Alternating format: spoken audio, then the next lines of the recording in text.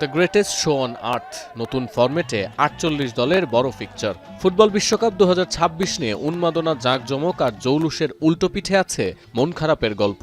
৪ বছর অপেক্ষার পরেও শুধু পদ্ধতিগত জটিলতা আর লাগামহীন দামের কারণে টিকিট কিনতে পারেননি অনেক ভক্ত অনুরাগী।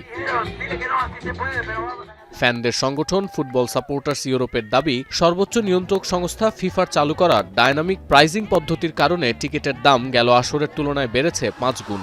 ডায়নামিক প্রাইজিংয়ের অর্থ পণ্য বা সেবার দাম নির্দিষ্ট থাকে না, চাহিদা, সরবরাহ, সময় এবং গ্রাহকের আচরণের উপর ভিত্তি করে দাম ওঠানামা করে। সাধারণ সমর্থক ও নিবন্ধিত ফ্যান ক্লাবের জন্য ফিফা সীমিত কিছু টিকিটের দাম নির্ধারণ করেছিল, যা বিক্রি হয়েছে $৬০ বা ৭,৪০০ টাকায়। কিন্তু সাধারণ মানুষের নজরে আসার আগেই তা দ্রুত বিক্রি হয়ে যায়।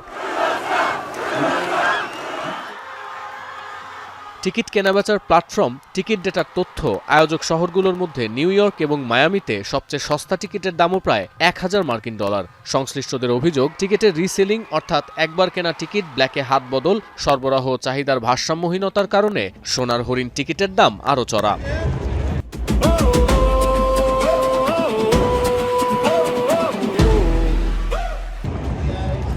এতে করে ভক্তরা যেমন আশাহত, তেমনি ক্ষুব্ধ স্থানীয় ব্যবসায়ীরা। তারা বলছেন, মেক্সিকান, কানাডীয় এবং মার্কিন নাগরিকদের তুলনায় বিদেশিদের সংখ্যা অনেক কম, তাই প্রস্তুতি অনুযায়ী লাভ করতে পারছেন না তারা।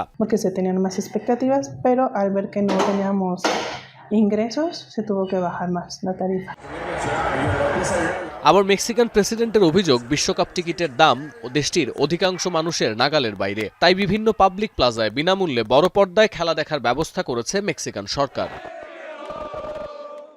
সতীর্থ কর্মকার, এখন বিশ্ব।